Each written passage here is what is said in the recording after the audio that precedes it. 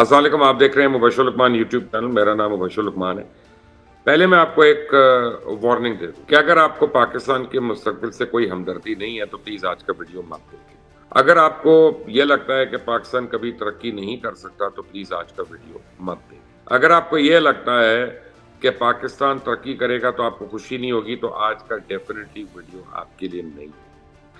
لیکن اگر آپ یہ سیکھنا چاہتے ہیں یا پتہ کرنا چاہتے ہیں کہ کیا ایسی کوئی مثال ہے جو ہم سے بھی زیادہ برے حالات ہوں جس کے، اور وہ اس وقت دنیا میں آئیکونک پوزیشن اس کی ہے، اس ملک کی یا اس اکانومی کی یا اس کی، تو پھر یہ ویڈیو آخر تک آپ دیکھیے گا. یہ آپ کے لیے پھر بڑا ضروری ہوگا. لیکن آپ کو میں ریکویسٹ کروں گا اس سے پہلے کہ آپ نے اگر ابھی تک اس چینل کو سبسکرائب نہیں کیا تو پلیز کر لیں، بیل آئیکن کو پریس کر لیں تاکہ مزید اپڈیٹس ہیں وہ آپ کو ٹائملی ملتی ہے. اب میں آپ کو ایک بات بتاؤں کہ سنگاپور کا آپ نے نام سنا ہے، سنگاپور کی خوشحالی کا آپ نے سنا ہے، لیکن کیا آپ کو پتا ہے کہ 1965 تک سنگاپور جو ہے ملیشیا کا ایک انتہائی پسماندہ ترین علاقہ تھا. انتہائی یعنی پسماندہ. آپ دیکھیں زمین دلدل تھی وہاں پہ، ویران اور بنجر تھی، لوگ سست تھے، چور تھے اور نالائق تھے. یہ سب تین کام کرتے تھے. بحری جہازوں سے سامان اتارتے تھے، چوری چکاری کرتے تھے اور بحری جہازوں سے چوہے نکال کر وہ کھاتے تھے، یعنی اور بس. اور ملیشیا تو ان سے بہت ہی زیادہ تنگ تھا. بڑا مشہور واقعہ، تنکو عبد الرحمان کے دور میں جو ملیشیا کے تھے، سنگاپور نے آزادی مانگی تو ملیشیا کے اپنے تقریباً کل کے کل 126 اراکین اسمبلی جو تھے انہوں نے سنگاپور کی آزادی کے حق میں ووٹ دی اور سنگاپور آزاد ہو گیا. اب یہ قدرت کی طرف سے سنگاپور کے لیے پہلا ایک تحفہ تھا جو ان کو آزادی ملی. انہوں نے اس آزادی کی قدر کی، ہم نے نہیں کی.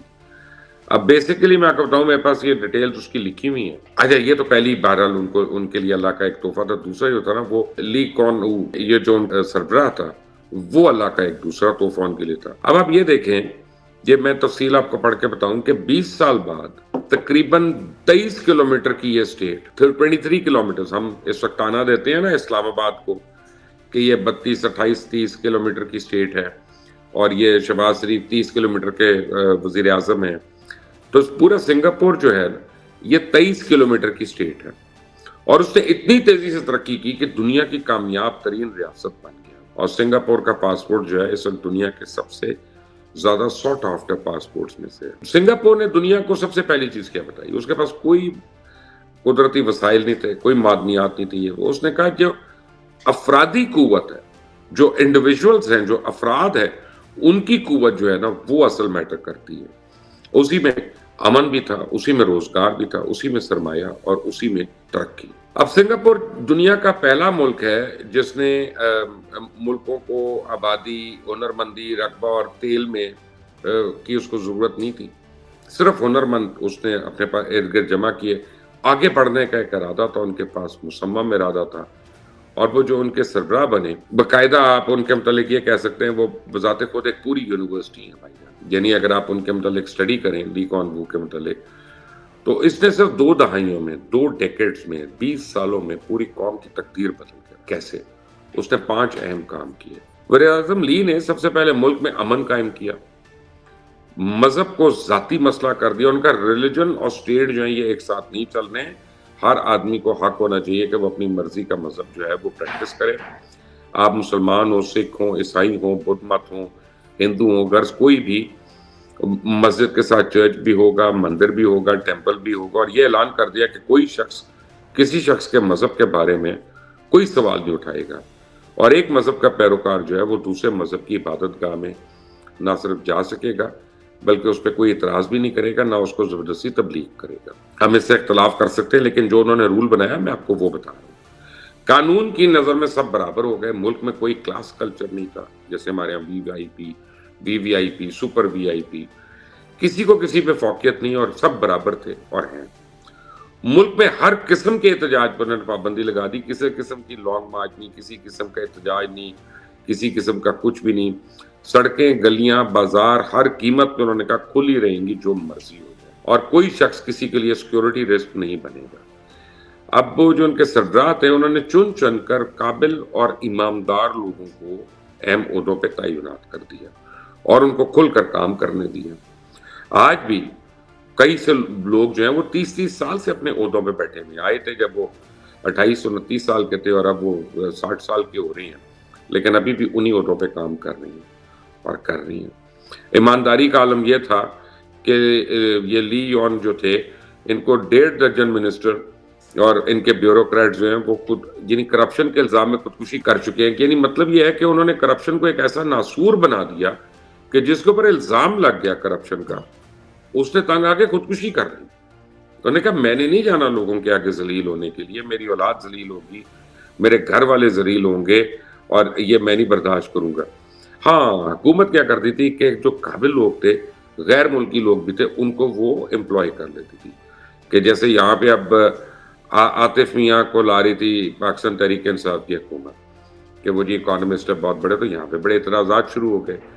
لیکن اگر وہ سنگاپور جا رہے ہوتے تو کسی نے ان کی یعنی رنگ نسل پہ یا لسانیت پہ قومیت پہ وہ اعتراض نہیں کرنا، تو انہوں نے دیکھنا تھا عاطف میاں کیا واقعی اکانومی کو ٹرن اراؤنڈ کر سکتے ہیں، تو ہمیں ان کی ضرورت ہے، ہم نے ان کو لانا ہے، اور وہ ان کو بھرتی کر لیتے تھے۔ ایک باری یہ جو سابق صدر ہیں ممنون حسین، انہوں نے بتایا کہ 1999 میں جب وہ گورنر تھے سندھ کے، تو یہ جو سنگاپور کے جو پریمیئر ہیں یہ دورے پہ آئے ہوئے تھے، تو کہتے ہیں میں نے ان کو کھانے پہ بلایا، دعوت کے دوران میں نے کہا جی ہم کراچی ایئرپورٹ کو وہ چاگی ایئرپورٹ جو ہے سنگاپور کا بالکل اس طرز پہ ڈیولپ کرنا چاہتے ہیں، تو ہمیں کوئی پلیز ٹپس تو دے۔ تو کہتے ہیں میری بات سن کر وہ کافی دیر ہنستے رہے بھائی صاحب، کہنے لگے آپ کیپٹن سعید سے رابطہ کریں۔ انہوں نے کہا وہ پاکستانی بھی ہیں اور کراچی کے شہری بھی ہیں، ہم نے ان کی مدد لے کے اپنا ایئرپورٹ جو ہے اس کو ہم نے اتنا ڈیولپ کر لیا۔ ممنون حسین یہ سن کر شرمندہ ہو گئے کہ ان کو پتہ ہی نہیں تھا اس کا، اور وہ لی کون کا اپنا شکل دیکھتے رہے۔ اب لی کون جو ہے اس نے اپنے پورے ملک کو دنیا کے لیے بزنس کے لیے کھولا، کوئی بھی آ سکتا تھا وہاں پہ ملک میں کام کر سکتا تھا، صرف یہ ایک شرط تھی کہ یا پیسہ لائے یا تجربہ۔ یعنی یہ بھی نہیں کہ آپ خالی کھلی آ رہے ہیں اور یہاں پہ پروجیکٹس دے رہے ہیں اور وہ بغیر ٹکے کے آپ جو ہے یہاں سے کروڑوں اربوں ڈالر جو ہے وہ پھر فلائٹس میں آپ اسپین جا رہی ہیں آپ وہ لے کے۔ بھارت کے ایک مسلمان تھے مشتاق احمد، انہوں نے 1991 میں سنگاپور میں ایک المصطفیٰ اسٹور بنایا۔ اب یہ ایک بہت بڑا کمپلیکس بن چکا ہے۔ مشتاق احمد جو ہیں وہ نیت بزنس مین ہیں، کم منافع لے رہے تھے، کوالٹی پہ زیادہ یقین رکھتے تھے، اب تک وہ کھرب پتی بن چکے ہیں، اسے آج تک کسی نے تنگ نہیں کیا۔ وہ کہتے ہیں جی اب وہ اکیلا آدمی نہیں ہے یہاں پہ، اس طرح کی سینکڑوں مثالیں ہیں وہاں پہ کہ جو بزنس مین جاتا تھا نہ اس کو کوئی ادارہ تنگ کرتا تھا، نہ اس کو کوئی حکومت تنگ کرتی تھی، نہ اس کو کاروباری تنگ کرتا تھا، نہ کوئی اور لوگوں کے لیے وہ ایک روشن کی مثال ہے۔ جو لی کون یو تھے انہوں نے تعلیم اور ہنرمندی پہ خصوصی توجہ دی، اور سنگاپور کے تعلیمی ادارے جو ہیں محض تعلیمی ادارے نہیں ہیں، یہ ہنرمند اور اہلیت کی آپ سمجھے لیبارٹریز ہیں، لیبز ہیں۔ یہاں پہ ایک طرف تو 96% لوگ تعلیم یافتہ ہیں، وہاں پہ یہ ہنرمند بھی ہیں، یعنی کہ آپ اگر کالج جا رہے ہیں، آپ یونیورسٹی جا رہے ہیں، تو ہو سکتا ہے آپ نے آپٹ کیا کہ جی میں نے ویلڈنگ کا بھی کام سیکھنا ہے، میں نے فریج ٹھیک کرنے کا کام سیکھنا ہے، میں نے ٹریول ایجنسی کا کام سیکھنا ہے، میں نے آئی ٹی کا کام سیکھنا ہے، تو وہ آپ کے سبجیکٹس ایڈ ہو جاتے تھے، اور آپ جہاں پہ ڈگری لے رہے ہوتے تھے اپنی اکنامکس میں یا سوشیولوجی میں کسی چیز میں، وہیں پہ آپ پروفیشنل آپ کو ٹریننگ بھی مل رہی ہوتی تھی تاکہ ہر آدمی اپنے ہاتھوں سے کام کر سکے اور کما سکے اور ملک کو بھی کما کے دے گا۔ پھر انہوں نے جو سب سے بڑا کام کیا، انہوں نے ملک کو تہذیب سکھائی، اور اس کا آغاز جو تھا انہوں نے صفائی سے کیا۔ ہم تو مسلمان ہیں، ہم تو کہتے ہیں جی صفائی نصف ایمان ہے، اور نصف ایمان ہمارا سڑکوں پہ نظر آ رہا ہوتا ہے، ہمارا ہر جگہ پہ نظر آ رہا ہوتا ہے، خود ہم پتہ نہیں ہاتھ منہ دھوتے ہیں، نہاتے بھی نہیں ہیں کافی لوگ ہم میں سے۔ لوگوں کو ایجوکیٹ کیا گیا کہ ٹوائلٹ کیسے استعمال کرنا ہے۔ اب یہ کتنی بنیادی سی چیز لگتی ہے، لیکن کیا گیا لوگوں کو۔ ملک میں مسلم شاورز اور ٹوائلٹ پیپرز جو تھے ان کو کمپلسری کیا۔ اب انہوں نے تہذیب اور کلینلینس کی طرف سے پوری قوم کو ایجوکیٹ کرنا شروع کر دیا۔ ہاتھوں کی صفائی کو قانون بنا دیا، تھوکنے پہ پابندی لگ گئی، یعنی اگر آپ تھوکتے ہیں، جو ہم گلی گلی تھوکتے ہیں، اس کو پابندی کر دی گئی۔ سنگاپور دنیا کا واحد ملک ہے جہاں آج بھی سڑک پہ تھوکنے یا پان کی پیک گرانے یا ناک صاف کرتے ہوئے اگر آپ پکڑے جائیں تو آپ سیدھا جیل جاتے ہیں۔ بیچ میں راستہ کوئی نہیں ہے، کوئی روکتا نہیں ہے، کوئی سفارش نہیں ہے، کوئی کچھ نہیں ہے، آپ نے سیدھا جیل جانا ہے۔ اللہ اللہ خیر صلی اللہ۔ لہٰذا اب آپ کو پورے ملک میں کوئی شخص گلا صاف کرتا ہوا، کھنگارتا ہوا یا تھوکتا ہوا نظر نہیں آئے گا۔ آپ کو یہ جان کے بھی حیرانی ہوگی کہ اس کے باوجود اب اس پابندی کے بعد سنگاپور کے لوگ کہتے ہیں جی ہمیں تو تھوکنے کی خواہش ہی نہیں ہے۔ مزید ان کا یہ خیال تھا کہ سگریٹ، پان اور چوئنگ گم گان پھیلاتے ہیں، لہٰذا انہوں نے اس کے اوپر بھی پابندی لگا دی۔ سنگاپور میں سگریٹ جو ہے انتہائی مہنگے ہیں، آپ کی سوچ ہے کہ وہ ٹوبیکو کتنا مہنگا، اور پی نہیں سکتے، آپ سڑکوں پہ نہیں پی سکتے۔ میں نے خود ایک دفعہ بہت سال پہلے کی بات ہے، سنگاپور میں سڑک پہ سگریٹ پیتے ہوئے کسی کو دیکھا، اس نے جیب سے ایشٹرے نکالی اور اس میں ایش پھینک رہا تھا ساتھ ساتھ، اور وہ اسی طرح لے گیا اس کو، کیونکہ اس کو پتا تھا کہ ایش گرے گی نا تو وہ پکڑا جائے گا۔ اب تو مجھے پتا چلا ہے کہ پبلک پلیسز پہ بھی پابندی ہے ہر جگہ پہ، تو کافی مشکل ہے وہاں پہ سگریٹ پینا، کہ اگر آپ پکڑ کے کھڑے بھی ہوں تو پولیس آپ کو پکڑ لیتی ہے۔ چوئنگم آج بھی پابندی ہے، آپ اس ملک میں چوئنگم نہیں لے کے جا سکتے کہ آپ کو پتا ہے گن ہر جگہ پہ پھیلے گا۔ پھر انہوں نے انفراسٹرکچر کا ایک جال بچھایا ہے جس میں ہائی ویز ہے، میٹروز ہے، پل ہیں، اس وقت بنے جب ایسٹ میں یعنی مشرق میں ان چیزوں کا تصور بھی نہیں تھا۔ وہاں پہ پینے کا پانی جو صاف پانی وہ حکومت پرووائڈ کرتی ہے، آپ کسی بھی ٹوٹی سے جائیں اور کھولیں اور اس سے پانی پی لیں، اینڈ اٹ از سیف۔ وہاں پہ آئی ایل او کی ایک کانفرنس تھی، آئی ایل او کی کانفرنس میں کسی ٹیبل پہ کسی ڈیلیگیٹ کے آگے یہ منرل واٹر کی بوتل نہیں تھی۔ ان کو پتا تھا کہ آپ جائیں سائڈ سے، آپ نلکا کھولیں، گلاس سے پانی پی لیں، وہ بالکل صاف پانی ہوگا، اتنا ہی ہوگا۔ بجلی اور گیس کی لوڈ شیڈنگ کا تصور نہیں، تاہم وسائل کی بچت جو ہے نا وہ ضرور کی جاتی ہے۔ مثلا فالتو لائٹس یا جلنے والی یا چلنے والی چیزیں جو بھی ہیں، چولہا، اس کو وہ لوگ گناہ سمجھتے ہیں باقاعدہ۔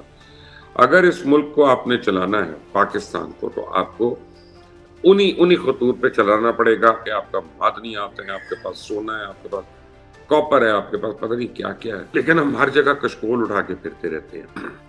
ویری کوئک اپڈیٹ آن سنگاپور کے 4 ملین کی آبادی ہے اور 11 لاکھ لوگ وہاں پہ کام کرتے ہیں، باقی بچے، عورتیں، کچھ اور بوڑھے، یعنی وہ اس طرح سے جو ورکنگ پاپولیشن ہے وہ 11 لاکھ کے قریب ہے۔ اور ان کا جو ٹرن اوور ہے، ان کا جو جی ڈی پی ہے وہ تقریباً $250 بلین سے زیادہ ہے، $250 بلین پر اینم سے زیادہ ہے۔ یعنی اگر آپ تمام مسلم ممالک کو اور امت مسلمہ کو اکٹھا کر لیں اور آپ تیل کی قیمت باہر نکال دیں تو ان کا 1.5 بلین مسلمانوں سے ان 11 لاکھ لوگوں کا جو ان کی پروڈکٹیوٹی ہے وہ ہم سے زیادہ ہے۔ ہم نے اس طرح اگر ملک کو چلانا ہے تو یہ ملک بچے گا، ورنہ میں آپ کو کئی دن سے بتا رہا ہوں اس ملک کو ہم نے آگ کے اندر جھونکا ہوا ہے، اس کو ہم تندور کے اندر دے رہے ہیں، اور ہماری کوشش ہے کہ ہم روز بروز اس کو مزید سے مزید نقصان پہنچائیں۔ ہمیں کیا کرنا ہے اپنے لیے یہ تو آپ مجھ سے بہتر جانتے ہیں، لیکن کیا ہم تیار ہیں؟ اس کا جواب بھی آپ نے ہی دینا ہے۔ Until the next time, اللہ حافظ۔